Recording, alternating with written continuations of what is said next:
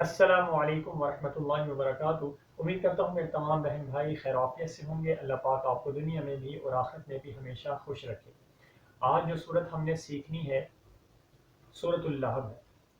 ہر صورت شروع کرنے سے پہلے تین چیزوں کا جاننا ضروری ہوتا ہے۔ نمبر ایک، اس صورت کا نام کیا ہے۔ نمبر دو، صورت کے اندر آنے والی آیات کی تعداد کتنی ہے۔ نمبر تین، اس صورت کے اندر رکوع کی تعداد کتنی ہے۔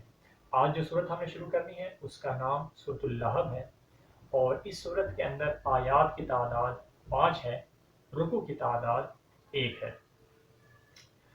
تو سیکھنے کا طریقہ یہ ہوگا کہ سب سے پہلے میں ایک آیت پڑھوں گا، پھر اس میں جو کی جانے والی مسٹیکس ہیں وہ میں آپ کو بتاؤں گا، پھر آخر میں اس پوری آیت کو صحیح طریقے سے کیسے پڑھنا ہے یہ میں آپ کو بتاؤں گا، تاکہ آپ کو مسٹیک بھی سمجھ آ جائیں اور صحیح طریقے سے ادائیگی کیسے کرنی ہے وہ بھی آپ کو معلوم ہو جائے۔ اعوذ باللہ من الشیطان الرجیم، بسم اللہ الرحمن الرحیم، تبت یدا ابی لہب وتب۔ یہ ہماری پہلی آیت ہے۔ تو اس آیت کے اندر جو مسٹیکس کی جاتی ہیں سب سے پہلے اس کے اوپر بات کرتے ہیں۔ جو سب سے پہلا جملہ ہے تبت، اس کے اندر مسٹیک کی جاتی ہے۔ وہ کیا ہے، جب ہم اس کو پڑھتے ہیں تو با کے اوپر جو شد ہے اس کو ہم پڑھنا چھوڑ دیتے ہیں، ٹھیک ہے۔ کیسے پڑھتے ہیں؟ تبت، تبت، یہ مسٹیک ہے۔ تبت پڑھیں گے تو یہ غلط ہو جائے گا، اور با کے اوپر جو شد ہے وہ رہ جائے گی، تو آپ نے با کے اوپر جو شد ہے اس کو بھی آپ نے پڑھنا ہے، ٹھیک ہے۔ تو پھر کس طریقے سے صحیح ہوگا یہ، ٹھیک ہے، تبت یدا۔ اور اس آیت کے اندر جو دوسری مسٹیک کی جاتی ہے ابی لہب کے اندر کی جاتی ہے، ٹھیک ہے۔ اس میں مسٹیک کیا ہوتی ہے کہ ہم با کو ایک الف کے برابر لمبا کرنا ہے، کیونکہ یا ساکن سے پہلے پورے قرآن پاک میں بھی یا ساکن سے پہلے زیر آ جائے، یہاں پر بات نہیں زیر ہے، یا ساکن سے پہلے زیر آ جائے تو اس لفظ کو، زیر والے لفظ کو ایک الف کے برابر لمبا کرتے ہیں، ٹھیک ہے۔ تو یہاں پر یا ساکن سے پہلے با نیچے زیر ہے تو با کو ایک الف کے برابر لمبا کرنا ہے۔ مسٹیک یہ کرتے ہیں یہاں پر با کو لمبا نہیں کرتے، ابی لہبیوں، ابی لہبیوں، تو یہ مسٹیک ہے، ابی لہبیوں وتب، ٹھیک ہے۔ اب یہ تو اس آیت کے اندر دو مسٹیکس تھی جو عموماً کی جاتی ہیں، وہ میں نے آپ کو بتا دی۔ اب اس مکمل آیت کو صحیح طریقے سے کیسے پڑھنا ہے۔ تبت یدا ابی لہب وتب، ٹھیک ہے، دوبارہ سے پڑھیں، تبت یدا ابی لہب وتب۔ آیت نمبر 2 میں جو غلطیاں کی جاتی ہیں ہم ان کو ڈسکس کر لیتے ہیں۔ سب سے پہلی جو غلطی اس آیت میں کی جاتی ہے وہ ہے ما اغنا، اس جملے کے اندر غلطی کی جاتی ہے، ٹھیک ہے۔ غلطی کیا ہے کہ بعض اوقات ہم میم کو، جو اس کی مقدار ہے لمبائی کی، کیونکہ میم کے بعد الف ہے اور الف کے اوپر مد آ رہی، چھوٹی مد ہے، تو کم سے کم بھی 2 سے 3 الف کی مقدار اس میم کو لمبا کرنا ہے۔ تو اس میں غلطی یہ ہوتی ہے کہ ہم بعض اوقات اس کو ایک الف کی مقدار لمبا کر دیتے ہیں، مثال کے طور پر ما اغنا، ٹھیک ہے۔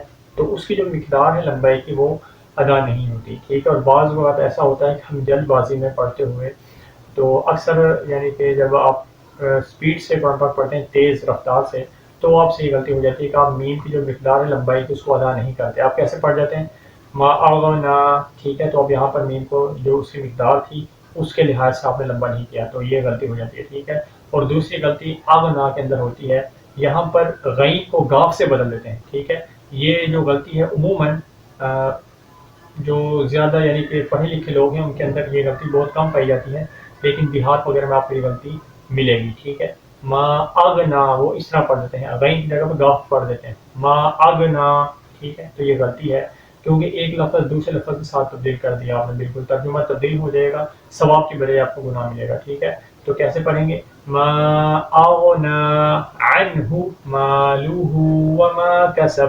اب یہاں پر جو عنہ ہے اس میں غلطی یہ ہوتی ہے کہ ہم عین کو حمزہ کی آواز میں نکالتے ہیں، انہ، انہ، ٹھیک ہے۔ تو یہ انہ نہیں ہے، عنہ ہے، عین کو آپ نے نکالنا ہے۔ اگر آپ حمزہ کی ساؤنڈ میں پڑھیں گے تو ظاہری بات ہے ترجمہ تبدیل ہو جائے گا، کیونکہ عنہ کا ترجمہ اور ہے، انہ کا ترجمہ کچھ اور ہوتا ہے، ٹھیک ہے۔